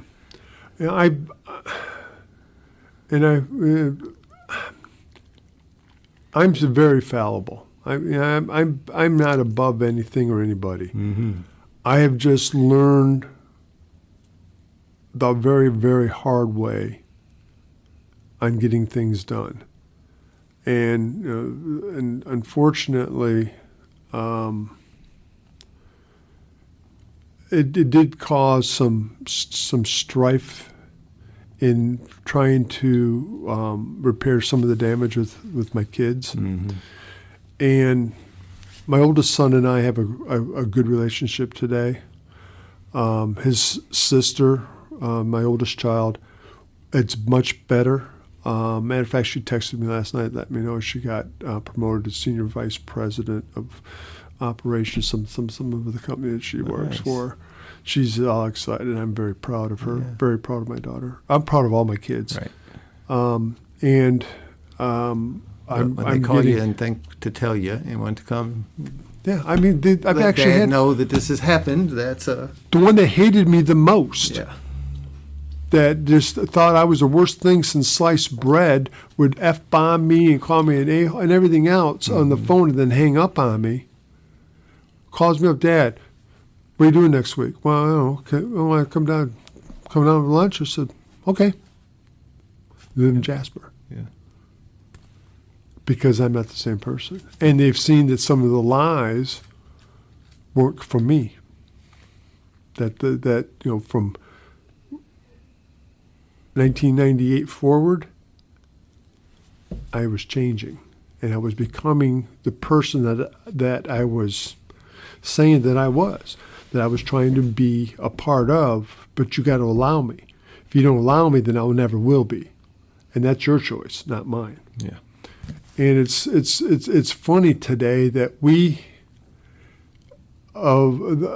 and there's some people that know me up here that have less than 10 years of sobriety, and it doesn't take 40 years, but it's just you can get to the point where, you know what, it's your choice. You can accept me or not.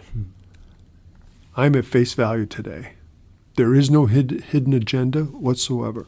Well, maybe because I want to see my grandkids. Well, but but all grandparents are like that. That's because, we'll give you 20 pounds of candy. Go, no, have a nice weekend with Mom and Dad. Yeah. Remember how you guys used to behave when I told you someday you'd have kids? Mm-hmm. Now it's your turn. Yeah. No, I'm not that bad. Well, maybe a little bit.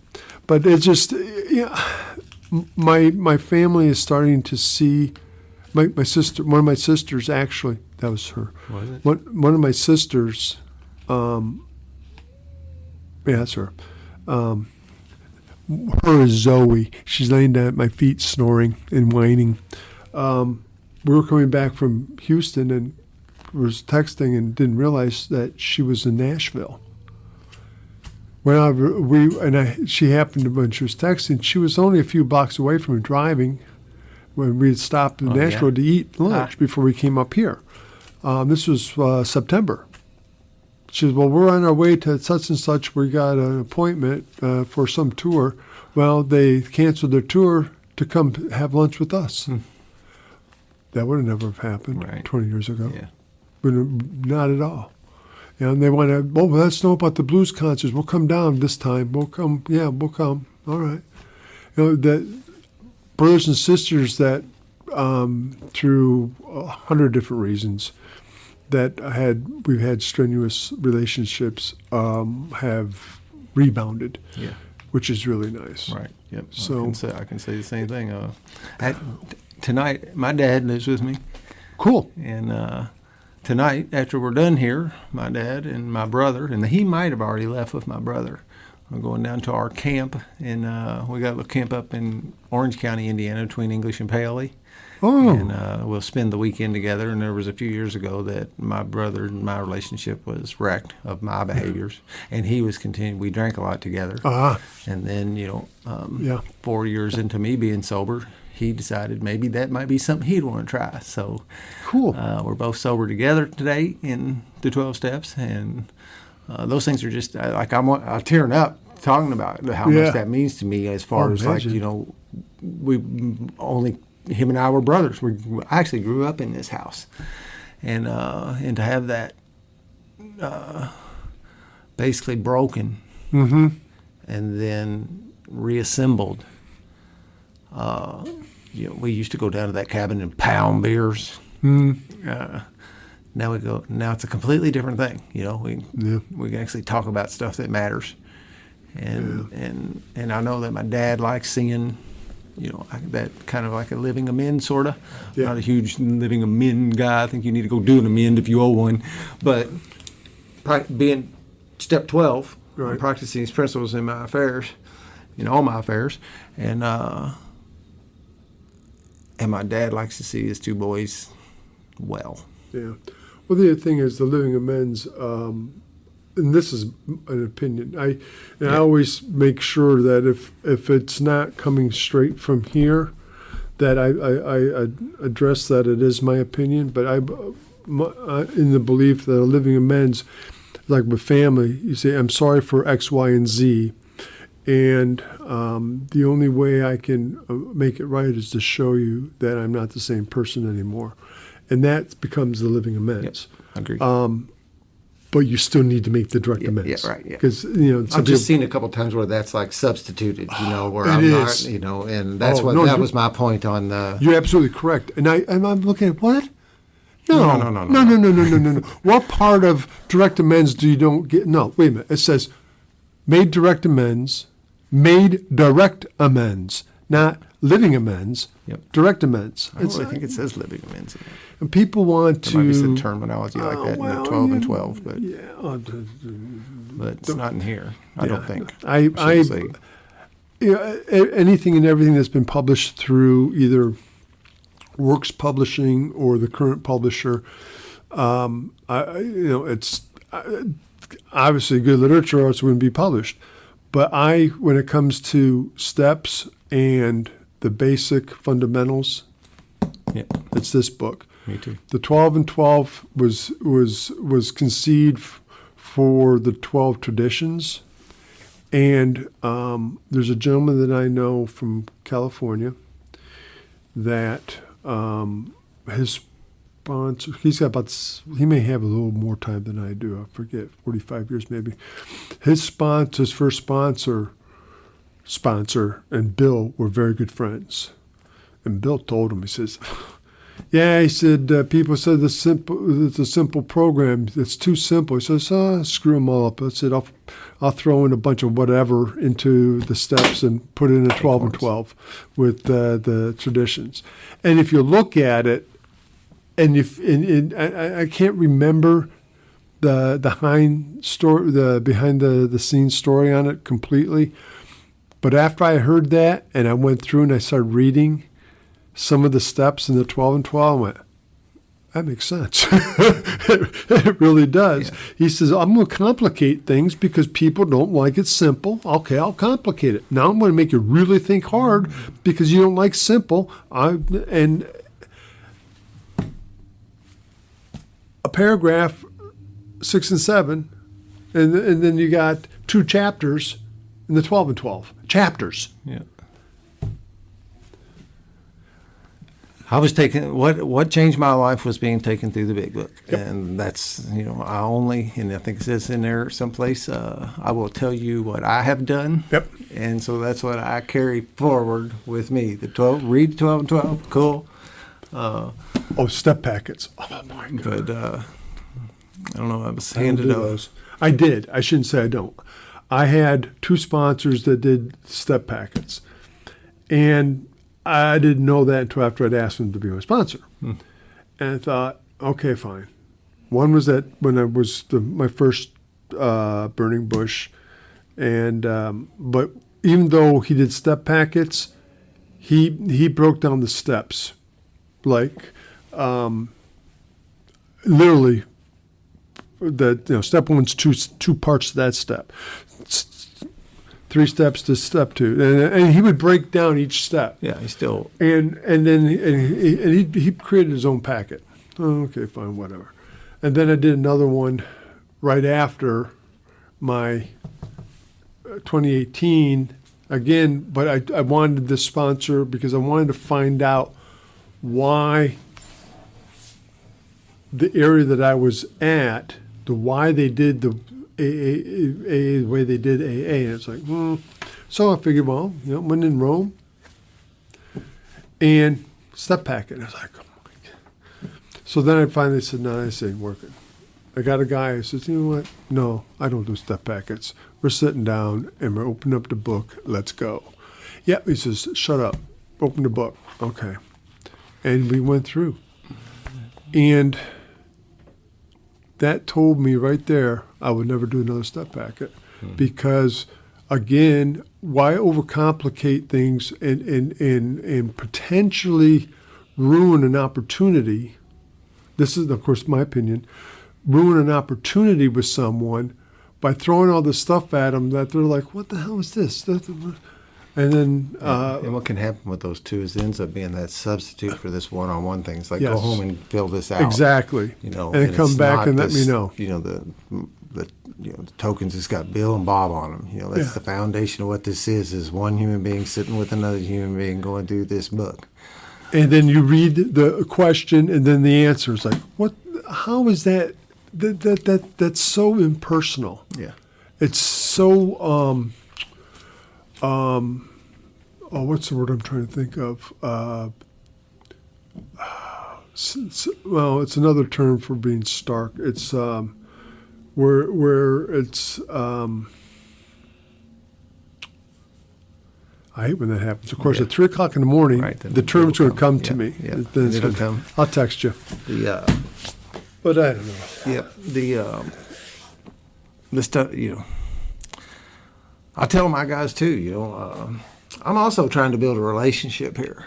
I need another battle buddy in this war against this disease we have. Exactly. So yes, I'm taking you through these steps. Yes, I'm also trying to teach you to take somebody through the steps because I'm going to expect you to do that after you get done here. Mm-hmm. It's kind of I can't enforce it, but I would suggest it strongly. Mm-hmm. Those that do it understand why. Mm-hmm. Those that don't never see it. No. And I'm building another relationship, and I'm doing some things that I didn't used to do, like be vulnerable with other men specifically. Yeah. And practice that, and hopefully my new friend will start doing that too, and just all these little nuances that comes along with doing this that are how it works. Well, it's like the new guy I've got, and I told him, I said, I had a couple of gentlemen when I was in Newburgh. One of them had a part of his 4th and 5th step that brand new. This one, not me. Oh boy, I had no idea even how to even discuss it because it was. I never went through that. I never did that. But I had another guy who did that I was sponsoring. So I told the younger of the two, I said, I may have somebody. I'll get back with you tomorrow. Okay, so I call, should say Joe. Hey, Joe. George. I like George. Use George again. George has the ba ba ba ba ba, and you have similar history. Y'all have something in common here. Would you mind? He goes, let me think about it for a minute. I said, no. He said, just let me think for a minute. I said, all right. There is risk. I said, I understand that. he said, okay, this is how it's got to be, how we're going to do it. I said, okay, blah, blah, blah. And I call him back, said, this is the circumstances. It's got to be at my house on this day in the sunroom. I'll close the door, I'll watch TV, do whatever, and you two, for however long you need, discuss it. That's the only way it's going to be able to happen. But he has gone through what you are struggling with right now about your past. And he said, okay, fine. So the new guy, I told him this, kind of related this to him. I said, if there is a potential of something that is in your fourth or fifth step that I have not personally experienced in one fashion or another, I will find somebody who has and have you discuss that specifically with them. I said, I don't have monopoly on the 12 steps. We can't, as an individual, say that, well, no matter what you say, I know what you went through. Well, no. It's like a woman having a miscarriage. I have no idea. I can read all about it, but I'm not going to be able to. You may even have experienced one in your relationship, exactly. But you haven't had one. Exactly. So I don't know what the emotional trauma is there. So with that being said, he said, well, you can do that. I said, yeah, that's because I'm being responsible to you as a sponsor, that if it's something that I can't help you with, I'm going to find somebody who can. Yeah. Another reference in there. There's hardly any of us that hasn't had the same problem as, I can't remember exactly how it states it, but there's somebody among us has had your problem. Yeah, exactly. And the thing is, there's some people get this, the ego starts creeping in. Well, I got 27 sponsees. I said, I will never have 27 sponsees. I'm not. For one, I have a life. Two, my guys are going through the steps and living life large now, doing the deal on a daily basis. They may want to call me once a year just to say hey, or if something really comes up, they really truly need to talk. Fine, but to have them call me every day, once they've completed the 12 steps, there's no need for that. Dr. Bob sponsored 5,000 people in less than 15 years. Do you think he had 5,000 people that called him every day? No. I don't think so. They kind of leave the nest in a sense, There's That's this the whole following idea. The directions in the beginning, and you develop that relationship, and they don't want to call you every day, and that's exactly why you have to. And you're going to have to do some things you don't want to do, and this is going to change you. Yeah. And then after a while, I said, okay, now this is your recovery. Exactly. Call me when you want to. I'll be happy to talk to you, whatever. Yeah. I have guys that call me weekly. I have guys, only the new guys choose to continue. They're not really choosing. They're the ones and I like to have two people in the work. It just seems to be where it's like kind of like how many meetings is good, but having two people in the work seems to be a good. I still have my time in my life, but I'm yet still giving enough. What's funny is and it's funny since. Or is it sad? I don't know. Go either way. But when my life turned around after the second burning bush, generally, people that ask me are people with years, double digit, because they've hit a rut in their spiritual growth, and they want to know why, and And of course, they've heard me share for months and months and whatever, or the sponsor may pass on or something. They'll say, "Hey, you might be my sponsor." And I said, "What are your requirements?" I said, "I don't have any requirements. You got 15 years or 20 years or something like that. If you need to talk to somebody for a sounding board, I'm here 24/7. You have some issues that you aren't sure what direction to take. We're going to look at the book and see what we have some tools. Yeah, what the tools are necessary to get you over that hump." I said, "That's fine." I said, "But no, you're not calling me every day, because if you have to call me every day with that many years in, there's something wrong with you in the first place, and we need to start from ground zero. Oh boy, this is going to be fun. But then I got to look at how many times, twice in my sobriety, did I have to come up to somebody with as much time, and they've had to take me to ground zero. Yeah. So I got to be cognizant of the fact that I was in that position once myself. Right. Twice. And maybe God has sent these people to you because He knows that you've been through this and that you can help these people with this particular thing. But like I said, generally they want to know. They want. I guess there's some, as one of them has told me here recently, reassurance. They know that I'm consistent with what I say, and the way I am in and around.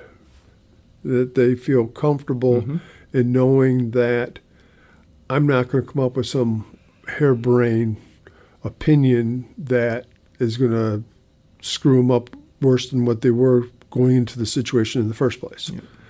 And that's kind of, I have to say, that gives me kind of a little warm and fuzzy. I'm not going to lie, because I can tell you for 20 years, people it's like, stay away. Yeah. I didn't share this, and probably most of the people have already left, but anyway, at 10 years during that time, there was people that, when I first moved out to California, that I was going to meetings, and then I quit going. I was going to one a year, and I was telling them all the meetings I was going to in another city, not knowing that they were at those meetings. Mm. They could no longer watch me kill myself, literally. And they told me, lose my number. Don't ever call me again. We no longer exist as far as you're concerned. Go away. We can't take it anymore. They couldn't take the stress of watching what I was doing to myself. I was like, I'll show you. I'm not coming to this meeting anymore. Yeah. I wasn't once a year. I mean, what the hell? What's not going at all now, right? But it's funny how long we will tolerate the intolerable before we take action. And that was probably one of the things that helped me when I came to that apex, and just is everybody turned their back on me. The whole world did. Yeah, I had nowhere else to go with pure desperation. Yeah, and you think about what a favor that was. These things. That look today, back then, horrible at the moment, but then later on you see what. Oh wow. Oh, it's okay.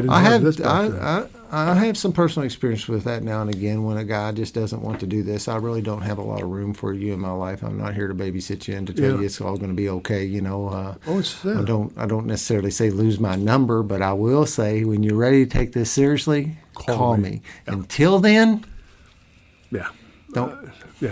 You're taking up a seat that is meant for somebody who wants this. Yeah, and there's guys out there that will do that. Propping up of people that are struggling. I'm not one of them. Yeah. Now, I will give my heart, and it's not like I don't have any compassion, but I think at some level I may be preventing your fall. Yeah.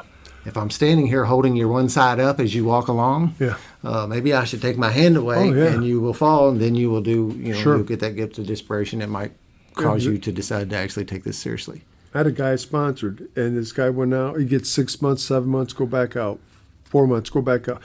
I don't know how many times, how many white chips he got. And I said, stop. You're not the right match for him. It isn't working. Stop. Yeah. Well, no. I said, no. Stop. Yeah. And, of course, his ego was... of insanity. Well, finally, I ran into the guy, and I probably shouldn't have. I said, look, I sponsor your sponsor. Fire him. It ain't working. Yeah. He got somebody else. And I know who he got. I know the guy. I know his sobriety.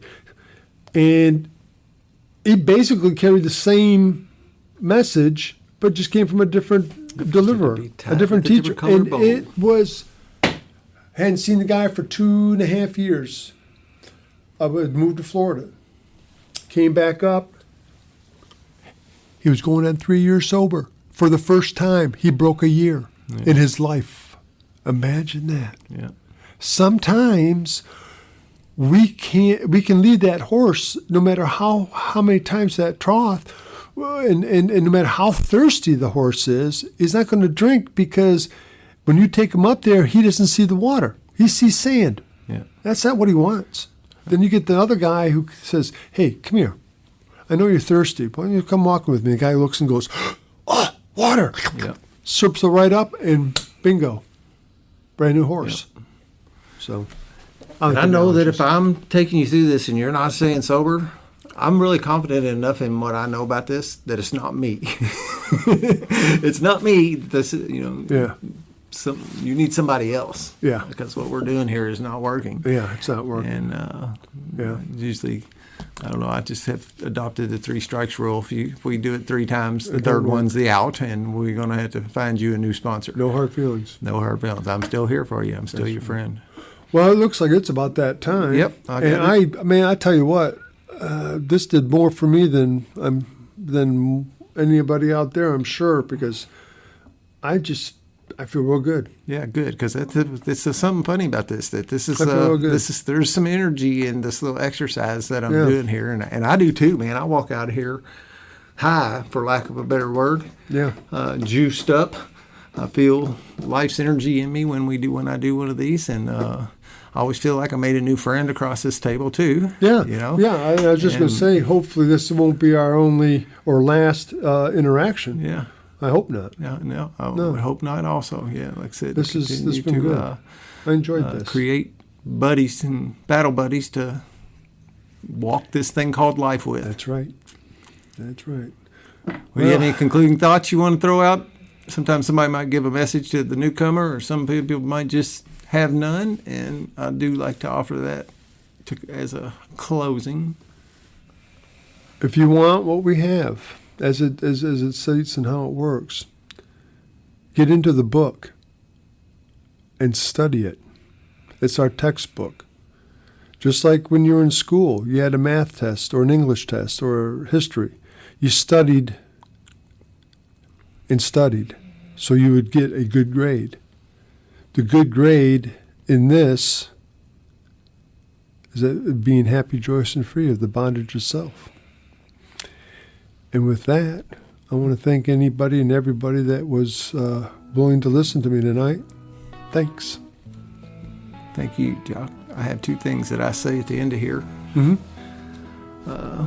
One of them was from out of an email I get. It says, if you're not enjoying your recovery, it's your own damn fault. Mm-hmm. Because I believe that's available. Mm-hmm. And I'd like to thank everybody out there for allowing Jacques and I to participate in our recoveries. Yes. In this manner tonight. Have fun. Peace out. Peace out. Cool.